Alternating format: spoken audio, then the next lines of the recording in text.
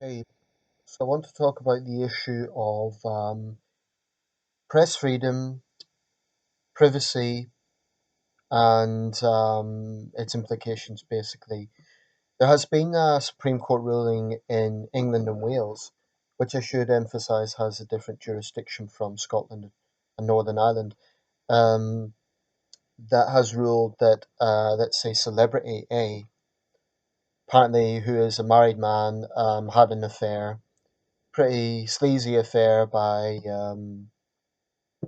the details that have emerged. And the Supreme Court has overruled their attempt to try and get this injunction overturned. So basically, he'd taken out an injunction for privacy, and the Supreme Court has upheld that.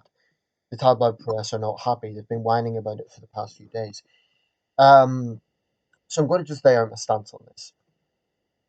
I should say, by the way, I inboxed the Daily Mirror newspaper. It's one of Britain's biggest tabloids to tell them exactly my thoughts on this. I was going to inbox the Sun as well, but they've blocked me because I've had a few colourful comments on their page before. Incidentally, I don't give a shit about trolling tabloids. I think they're the world's biggest trolls in the first place.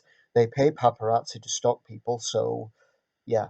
Um, anyway, the Mirror replied, which I was somewhat surprised by, but anyway, their representative replied, and he was going on about this being necessary because of the power of dictators, and he was trying to make it predictably about press freedom to hold the powerful accountable.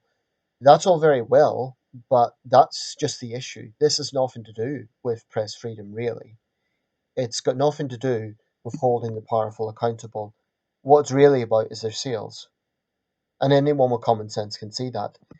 To be clear here, we're not talking about a major crime that's been committed or a major case of corruption or something very serious like child abuse. This is supposedly a married man who had an affair. Now, that's obviously a stupid thing to do, but it's not for me to pass judgment. As far as I'm concerned, it is a private matter. The only person that concerns is his wife, his family, and his lover. That's it. There is absolutely no argument, rational argument, to be made for public interest in this case. So the tabloids are acting like this is some sort of big war on press freedom, like we've suddenly become a dictatorship. This is nonsense. It's a specific case on a specific issue, and I think it's the right thing. This guy, whoever he is going to have to patch things up with his wife. She might divorce him, whatever. It's their business. It does not, does not impact any member of the public. The only people who would be interested in this are people who want gossip. That's it. That really is it. Unless he has committed a crime, and having an affair in this country is not a crime, then there's no public argument to be had. Now, if a politician is involved in corruption, if a high profile figure, say a high court judge or a prominent sports person or a singer, has done something illegal, or say, for example, an athlete has been doping, then there is a public interest argument to be made because that does directly impact whatever job they're doing. If it's a case of a politician, it comes down to obvious issues about trust and letting down their office. If it's an athlete and they're committing an offence within the sporting industry, that's an issue because they're supposed to be role models within their sport. So there is a public argument there. But I really don't think that any private individual, or any individual, I should say, private or famous, um, their private life, this argument that has to be exposed is nonsense.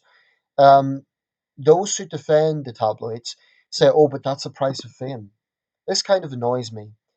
I fully accept that if someone is a prominent figure, they need to expect a certain level of scrutiny that goes above average people. They need to expect, some of the things that come with that territory. I get that, but I'm of the view that everyone deserves a certain degree or is entitled to a certain degree of privacy. In some Western countries, especially I think in the UK and the United States, and it's a very glaringly obvious in the US, where I would argue yellow journalism is even more powerful. Um, There's this obsession that the public absolutely needs to know everything. We've heard of high profile situations like the NSA spying scandal, and all the WikiLeaks reservations.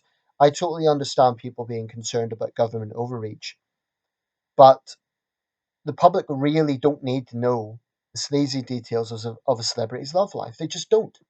There's no public argument to be made there. There just isn't. Unless a person is committing a crime, I don't see the public case. And even if it's a crime, it's still, you know, if it's not hurting the public, I mean, there's more of an argument there because they're committing an offence, whereas they're in a position of prominence. But the point is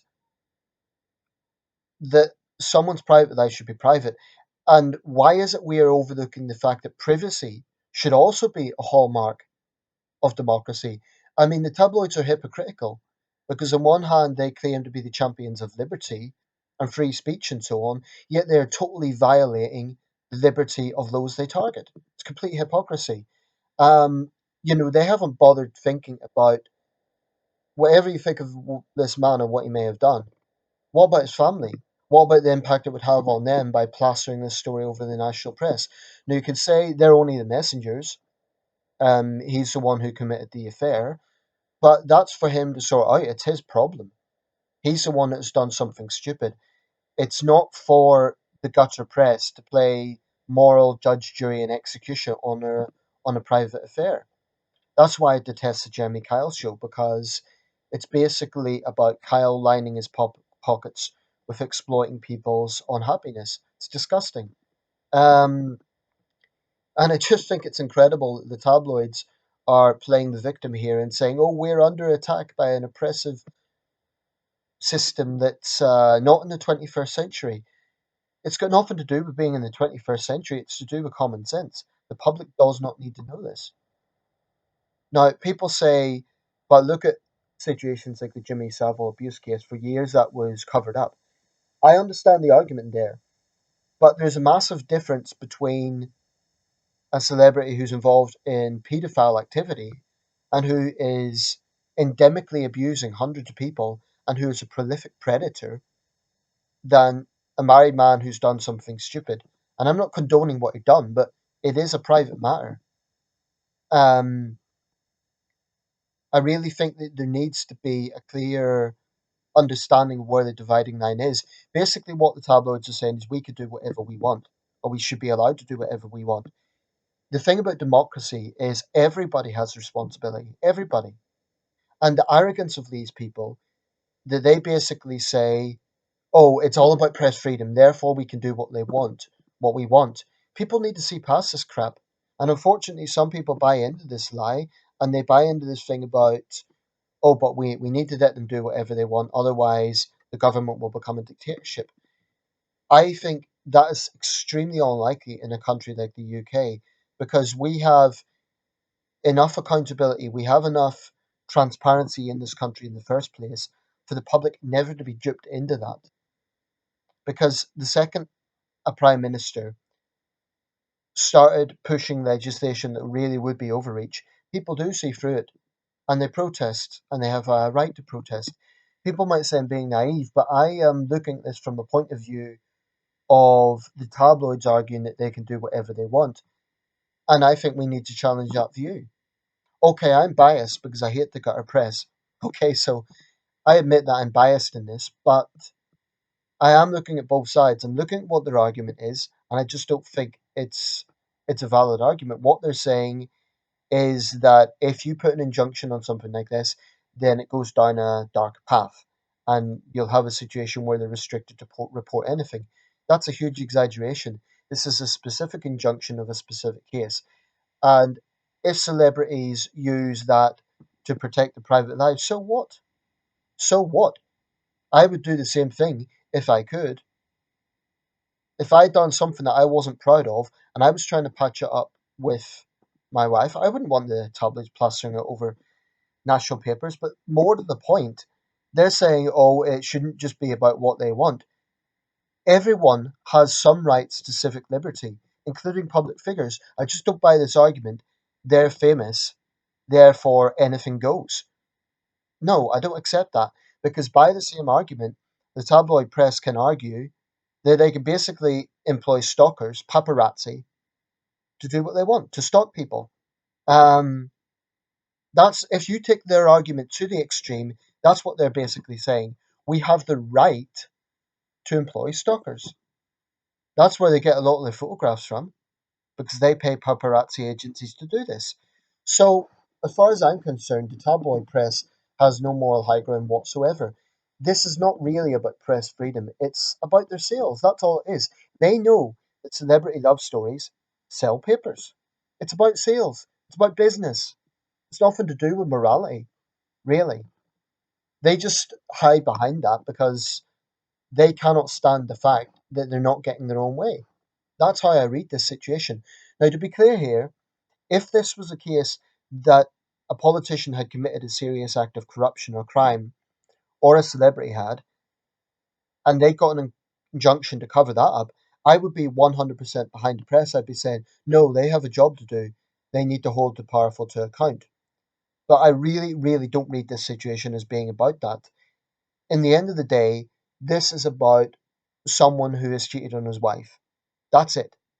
And, it's awful for his wife. She'd have every right to be angry and all the rest of it. But fundamentally, it is a private matter. Doesn't matter who this person is. I don't care if it's Justin Bieber or David Beckham. It's not, by the way. I'm just using that as an example.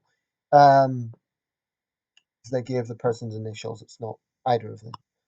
I'm just using it as an example to point out that no matter how famous someone is, I really, really do believe that people have some degree of personal liberty. Let's not forget what happened to Princess Diana. She's literally hounded to death by the press. Okay?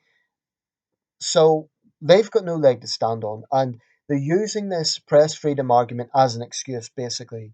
And this has been a characteristic technique of the press ever since phone hacking, making themselves out to be the victim. The Times, it's a broadsheet, but it's been defending the tabloids. But then you do the math; it's owned by Rupert Murdoch, so they've got the same vested interest. So I really I've no sympathy with them, and I just don't think their argument adds up. Let me know your thoughts.